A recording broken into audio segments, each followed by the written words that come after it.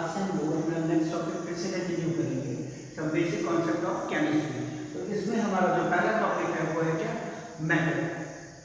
तो मैटर क्या है? सबसे पहले मैटर को आप क्लास 9 और 10 में पहले ऑलरेडी स्टडी कर चुके हैं।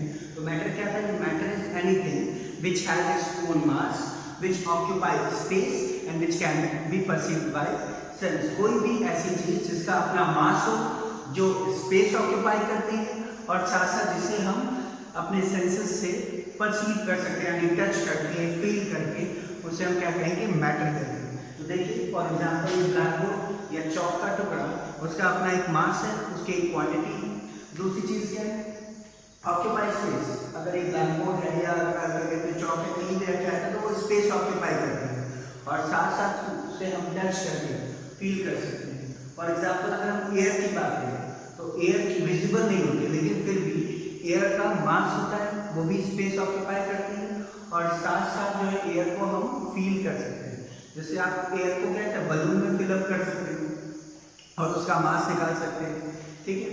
इसके साथ साथ एयर भी स्पेस ऑक्यूपाई करती है। देखिए जो आप बलून है उसमें फिल करते हैं तो उस बलून का स्पेस एयर ऑक्यूपाई करती है। तो यानी ऐसी कोई भी चीज जो स्पेस ऑक्यूपाई करे, जिसका मास हो, जिसको हम सेंसेस के थ्रू परसीव कर सकें, उससे हम क्या कहेंगे, मैटर कहेंगे। अब मैटर का हम लोग क्लासिफिकेशन करेंगे, फिजिकल और केमिकल क्लासिफिकेशन मैटर का हो सकता है। अगर फिजिकल क्लासिफिकेशन करेंगे तो मैटर का जो फिजिकल क्लासिफिकेशन है वो होता है कि फिजिकल स्टेज के बेसिस पे।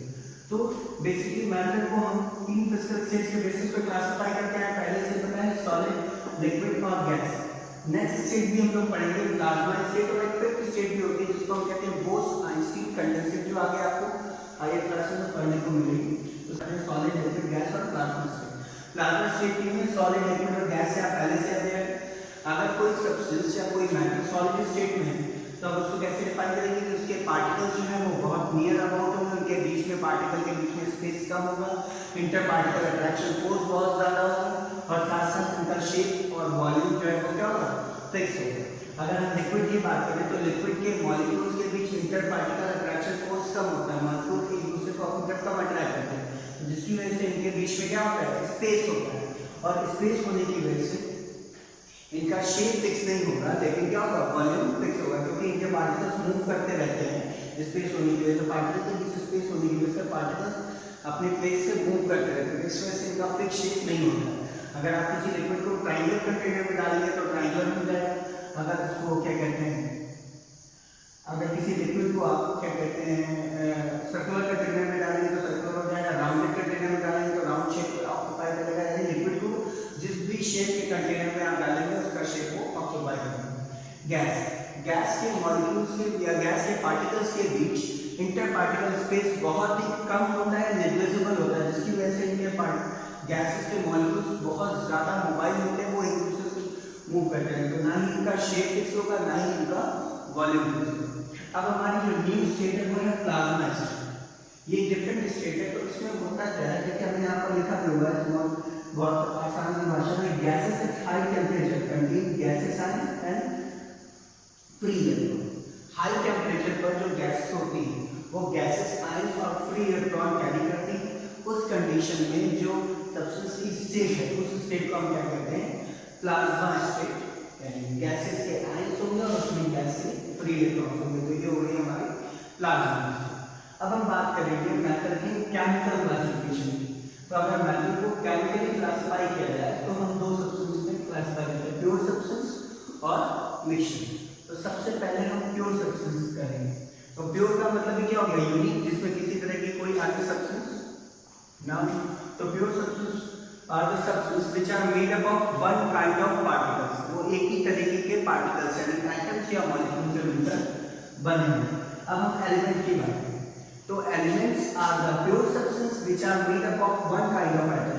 एलिमेंट्स ऐसे प्योर सब्सटेंस हैं जो एक ही तरीके के एटम से मिलकर बने होंगे, इनकी प्रॉपर्टी यूनिक होगी और साथ साथ एलिमेंट्स को हम 2 डिफरेंट एटम्स में ब्रेक डाउन नहीं कर सकते, 2 डिफरेंट एटम्स में ब्रेक डाउन नहीं कर सकते। डिफरेंट, जैसे अगर हम आयरन ले लें और आयरन को अगर हम ब्रेक करें तो उसमें सभी में आयरन के एटम होंगे। ऐसा नहीं हो सकता कि आयरन में गोल्ड और सिल्वर के भी एटम हो जाए।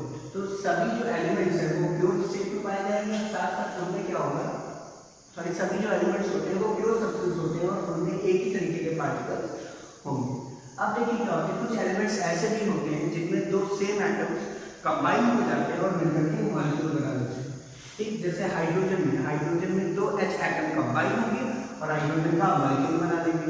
ऑक्सीजन में दो ऑक्सीजन एटम कंबाइन होंगे और ऑक्सीजन का मॉलिक्यूल बना लेंगे।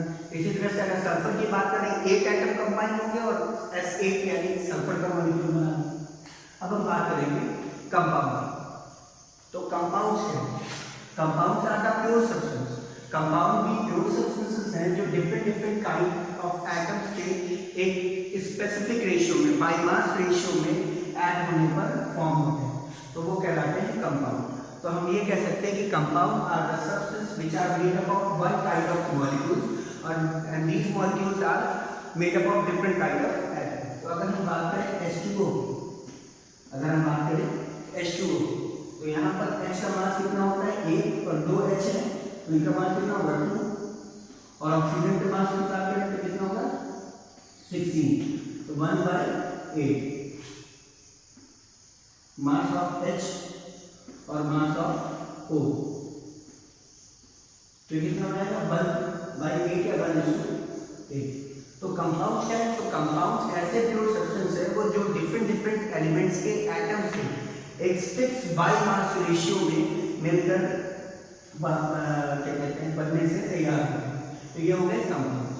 ठीक है, तो हम कंपाउंड को ये भी कह सकते हैं कि compounds are made up of only one kind of molecule. अगर हम H2O को देखें तो H2O में केवल H2O के मॉलिक्यूल होंगे, अगर सल्फ्यूरिक एसिड को देखें तो उसमें केवल सल्फ्यूरिक एसिड के मॉलिक्यूल्स होंगे। तो इस तरीके से हमने प्योर सब्सटेंस को भी क्लासिफाई कर लिया। अब हम बात करेंगे मिक्सचर्स। तो मिक्सचर्स क्या है, तो मिक्सचर्स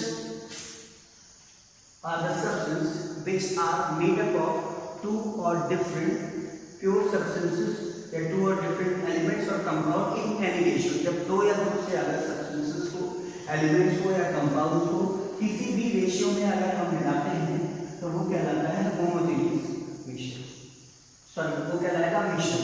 ठीक है, अब हम मिक्सचर को दो पार्ट में क्लासिफाई करते हैं कंपोजिशन के बेसिस पे। कंपोजिशन के बेसिस पे अगर हम मिक्सचर को क्लासिफाई करें तो वो होगा होमोजेनियस मिक्सचर और हेटेरोजेनियस मिक्सचर। होमोजेनियस और हेटेरोजेनियस मिक्सचर। होमोजेनियस मिक्सचर क्या है, जिनका composition through out the mixture uniform रहेगा, जिनके क्या कहते हैं कंपोनेंट्स को हम माइक्रोस्कोप से भी नहीं देख सकते, और तीसरी चीज कंटेन ओनली वन फेज, जो केवल एक ही फेज में होगा। तो कैसे हम होमोजेनियस मिक्सचर को देखेंगे, आपने क्या किया, शुगर सॉल्यूशन बनाया, शुगर को वाटर में मिलाया, प्रॉपर डिसॉल्व कर दिया, आपका शुगर सिरप बन गया, इसको हम सिरप कहते हैं।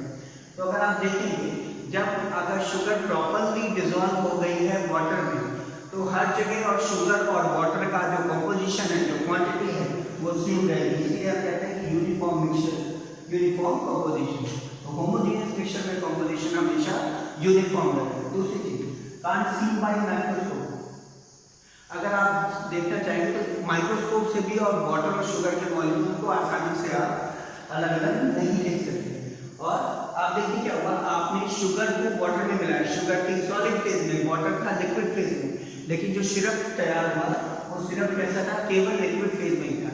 यानी हमेशा ये केवल एक ही फेज को कैरी करेगा, इसमें दो फेजेस नहीं है। तो ये हो गया होमोजेनियस मिक्सचर। और इसी के अगेंस्ट अगर हम हेटेरोजेनियस मिक्सचर को दिखाएंगे तो यहाँ पर क्या होगा, नॉन यूनिफॉर्म कंपोजिशन। तो आपने सल्फर और आयरन के पार्टिकल्स को मिला लिया, तो आप देखेंगे किसी भी रेशियो में, तो आप देखेंगे सल्फर और आयरन अलग अलग आपको दिखाई देंगे, आराम से आप इन्हें देख सकते हैं।